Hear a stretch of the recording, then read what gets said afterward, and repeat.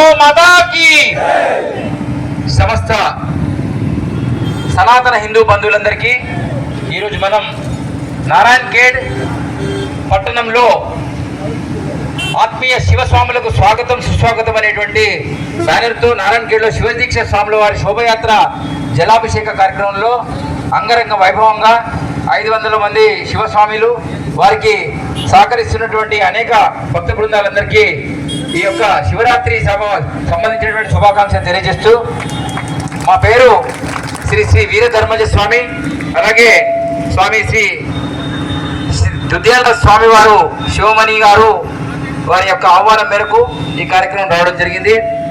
మరి ఈ ప్రపంచంలో అత్యంత గొప్ప దేశం ఏదైనా ఉన్నది అంటే ఇది ఒక భారతదేశం మాత్రమే. ఎందుకు అంటున్నామంటే ఈ దేశంలో కైలాసం ఉంది, ఈ దేశంలో మానస సరోవరం ఉంది, ఈ దేశంలో అనేకమైనటువంటి నదులు ప్రవహిస్తున్నటువంటి సువిశాల దేశం ఇది. మరి దేశంలో ఎక్కడతో వినా శివుని యొక్క ఆనవాలే దొరుకుతాయి తప్ప ఎక్కడ మనకు మసీదు ఆనవాలు, చర్చి ఆనవాలు దొరికిన సందర్భం లేదు. ఇది మీ అందరికీ తెలుసు, గొప్ప చెప్పాల్సిన అవసరం లేదు.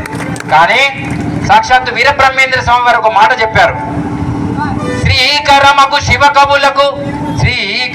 శివ కవులకు ప్రాకటముగా భావజ్ఞులకున్ భక్తులకున్ లోకములోన వెల్గు నిరాకారంబునకు శరణమనరాసిత. శివతత్వాన్ని మొత్తమే తుడిచివేయడానికి చాలా మంది ప్రయత్నం చేశారు గతంలో. కానీ ఒక రావణ బ్రహ్మ మాత్రమే శివుడు ఎక్కడుంటాడో తెలుసుకొని సాక్షాత్తు కైలాసంలో ఉన్నటువంటి శివుణ్ణే తన యొక్క లంకకు తీసుకెళ్లే ప్రయత్నం చేశాడు. అంటే శివుడు ఎంత గొప్ప సత్వం ఉంటుందో వాళ్ళలో ఉంటుంది. శివుడు దేవాలయంలో ఉంటాడు, శ్మశానంలో కూడా ఉంటాడు. ఒక కేవలం శివుడు మాత్రమే. ఇక మిగతా దేవతలందరూ కొన్ని జాగాల్లో ఉంటారు, ఒక శివుడు మాత్రమే శ్మశానంలో, దేవాలయాల్లో, దేహాలలో కూడా ఉంటాడు. అందువల్ల ఎక్కడ చూసినా శివతత్వమే వెలుగుతున్నాడానికి గల కారణాలు ఇవే.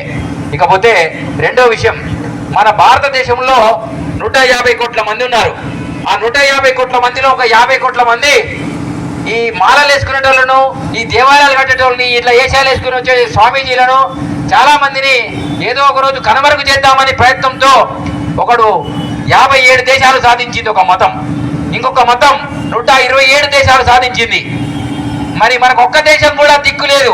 కేవలం డీజేలు పెట్టుకొని ఆగమాగం ఎగురుడు, అయ్యప్ప మాలలు, హనుమాన్ మాలలు, శివ మాలలు అన్ని మనే, ఖర్చులు కూడా మనే, కానీ ఆగమైపోతుంది కూడా మనమే. ఇప్పుడు ఏం చేయాలి? పైసలు కూడా మనే. ఆలోచన చేసుకోండి, ఒక్కసారి ఆలోచన చేయండి. ఈ శివరాత్రి నుంచి వచ్చే శివరాత్రి వరకు ఆలోచన చేయండి.